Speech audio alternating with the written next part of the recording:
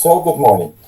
Good morning to all. Thank you for joining this online press briefing on the urgent call to the EU Commission to close the Biodiversity Funding Gap. I welcome you on behalf of Scientists for Future Austria. My name is Martin Auer.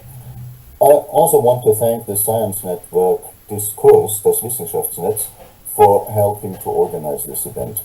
First, some technical remarks. Please kindly use the rename function to include the name of the medium you're working for, if you haven't done so already. The input part of this event is being recorded for future publication. The recording will be stopped before the question and answer session. The link for downloading the press kit will be posted immediately in the chat, and you can download it from there. After the inputs, you can use the raise hands function to if you have any questions. Scientists for Future have launched this call to the EU Commission to significantly increase biodiversity funding in the next Multiannual Financial Framework on 11 June. Within 2 weeks, more than 1,400 European scientists have signed the open letter out of concern, because science tells us that biodiversity loss is a severe security risk in many ways. We have two expert speakers who will talk to you about this in a moment. But let me first quickly introduce Scientists for Future. The movement came into being in Germany and Austria in 2019 with the aim to support the youth movement Fridays for Future by providing scientific evidence for the legitimacy of their demands. Meanwhile, more than 1,800 Austrian scientists support the Charter of Scientists for Future and work together to spread knowledge about the planetary crisis in ways that are generally understandable. Our first speaker will be Carla Freund. She has worked on European environmental policy in Brussels for nearly 7 years, including roles at the European Commission and leading NGOs. Her expertise spans key areas such as the Water Framework Directive and renewable energy. She recently joined the International Institute for Applied Systems Analysis, where she focuses on biodiversity policy and works to bridge the gap between science and decision makers. So, Carla, may I ask you for the first input? Thank you very much, Martin. I'll try to set the scene a little bit around the MFF before handing off to Franz to give more details on the biodiversity perspective. So we've seen over the past 5 years that the EU has proven its ability to rapidly adjust its budget during times of crisis, such as the Russian invasion of Ukraine and the following energy crisis, or the COVID-19 pandemic. Nevertheless, the EU budget still fails to address other significant crises, namely the climate and biodiversity crisis, which is why we're here today. The next multi-annual financial framework will cover the time period of 2028 to 2034. These are pivotal years when it comes to mitigating and adapting to the biodiversity and climate crisis.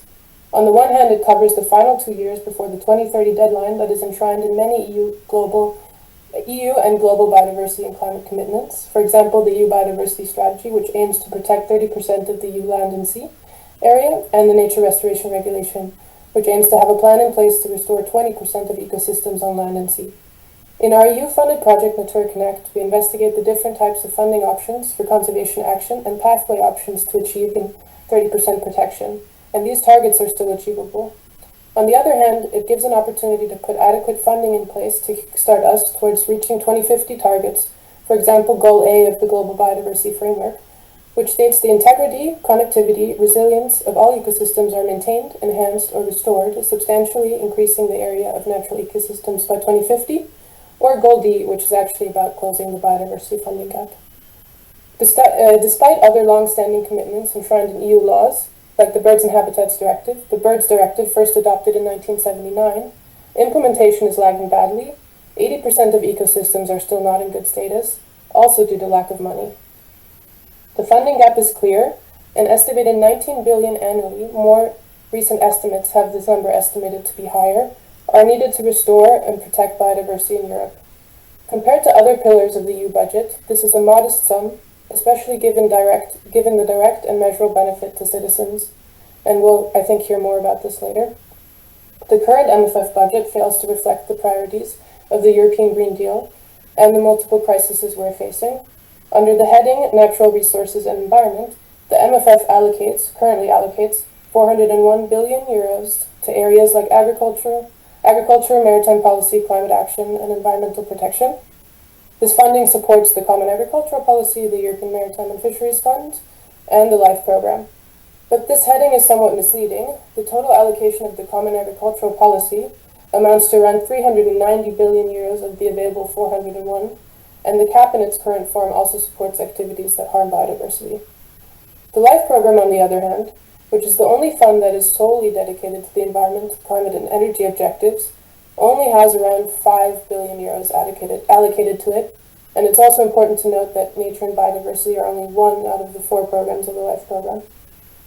Funding for nature also makes economic sense in sectors important for human well-being, and even so, the LIFE program, also one of the EU's most effective tools in supporting biodiversity, is facing an uncertain future, despite its proven successes. LIFE accounts for just around 0.3 to 0.5% of the EU budget, yet delivers returns estimated at more than 10 times its cost. A new study published by WWF, Natuurpunt and Natagora in Belgium, looked at the values of nature restoration. Nature restoration also in LIFE co-funded projects. They found that for every €1 invested in restoration in Belgium, in a restoration site in Belgium, society gains around €8 in reduced flood risk, increased tourism, and lower healthcare costs. In another project site, every euro invested yields as much as €51 in return. And a study done in 2016 on how the LIFE program contributes to employment and economic growth found that the average project created around 31 person-years in full-time equivalent jobs. The LIFE program has funded thousands of high-impact projects, bringing together local authorities, farmers, businesses, communities to restore nature, build resilience, and tackle the biggest drivers of biodiversity loss in a collaborative way. The next MFF must adopt a new approach for EU spending for nature. The Commission and member states have also need to realize that biodiversity loss is not just an environmental issue, it's an economic, social, and security issue. From what we know in current budget talks, nature is once again not receiving the attention it deserves. In a communication on the future of the MFF published by the European Commission earlier this year, biodiversity receives barely a mention, and its role in securing the EU's long-term competitiveness is seemingly not recognized.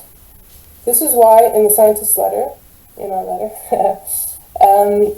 we call for several changes. For example, dedicated and well-resourced biodiversity funding in the next MFF, a continuation of the LIFE program, with clear and independent earmarking, separate from general environmental and climate spending, the establishment of a dedicated nature restoration fund, not limited to individual projects and available to a broad set of stakeholders, and the full implementation of the do no significant harm principle across specific sectors.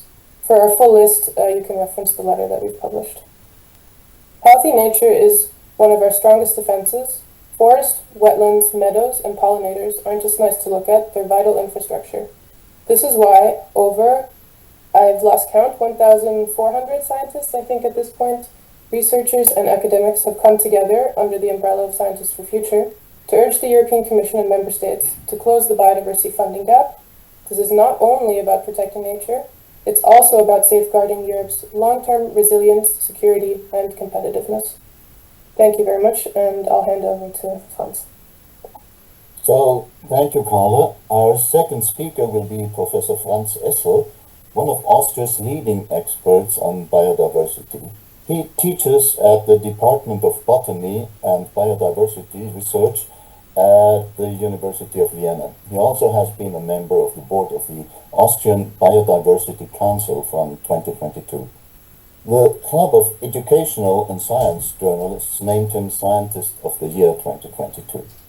His research focuses on the global distribution of alien species and the loss of biodiversity, as well as the consequences of the biodiversity crisis. He has authored and co-authored more than 300 articles in a number of scientific journals. So, Franz, it's your turn now. Yeah, thanks a lot, Martin, for the intro, and thanks a lot, Carla, for setting the scene. I will now complement the scene, and I would like to start with something that's maybe a bit of a surprise to the audience, because this press conference is not primarily about nature or the environment.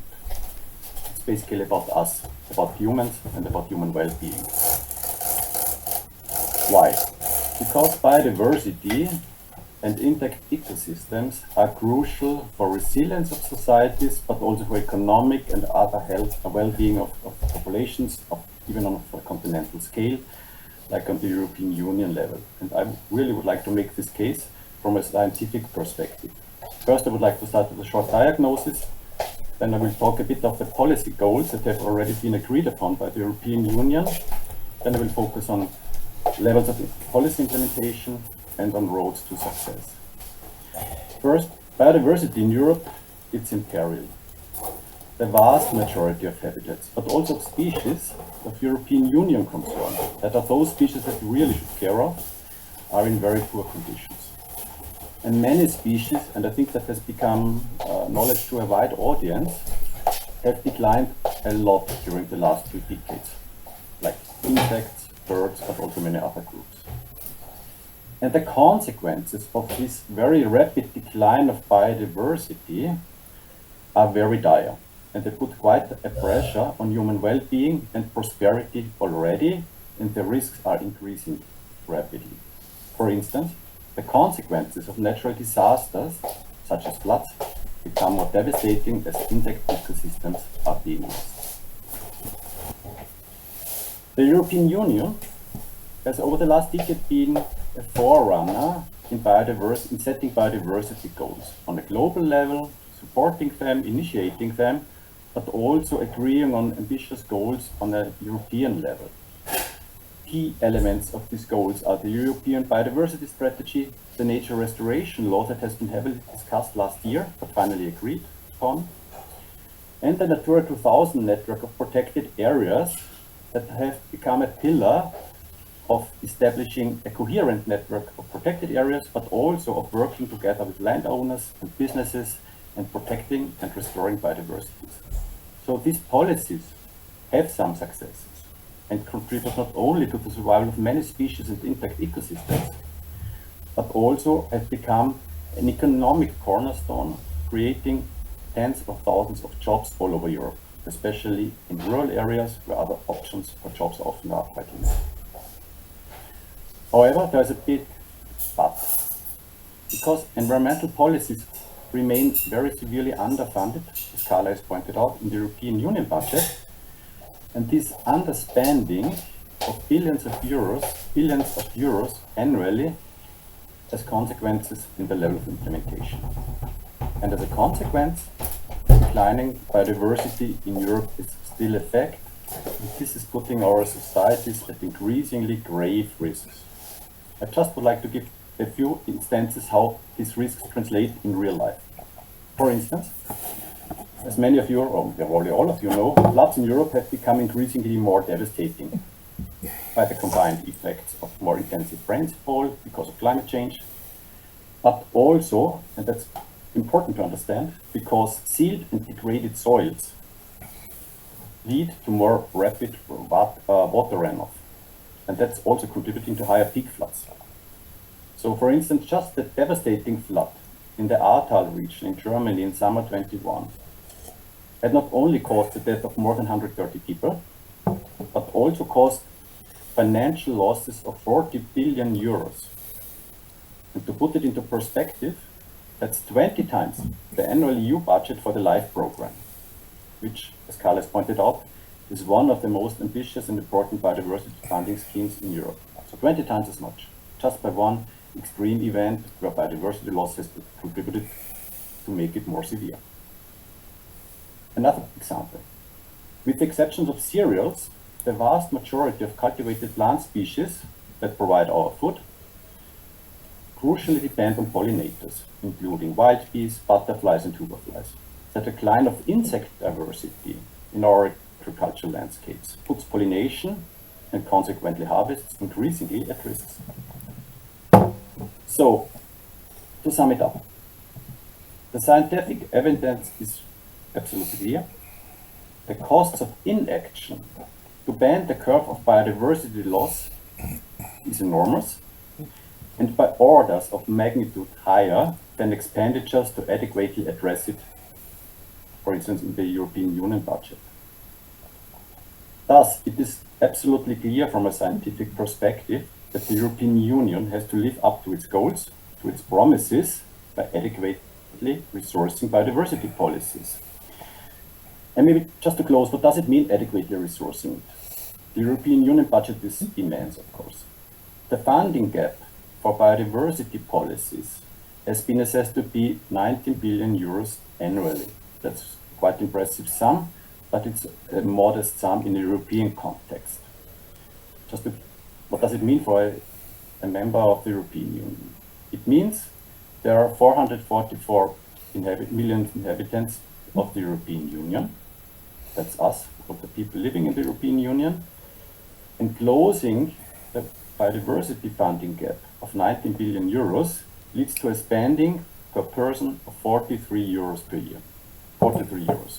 43 euros for securing and achieving biodiversity goals, for resilient societies, but also, and that's equally important to understand, for securing the economic prosperity and human well-being in the long-term context, because securing short-term objectives in policies of economic prosperity by destroying the basis, the long-term basis in intact nature in Europe will not lead to long-term prosperity. So resourcing 44 euros per person biodiversity spending is a modest expenditure and should be worth the goal and the objectives. Thanks a lot.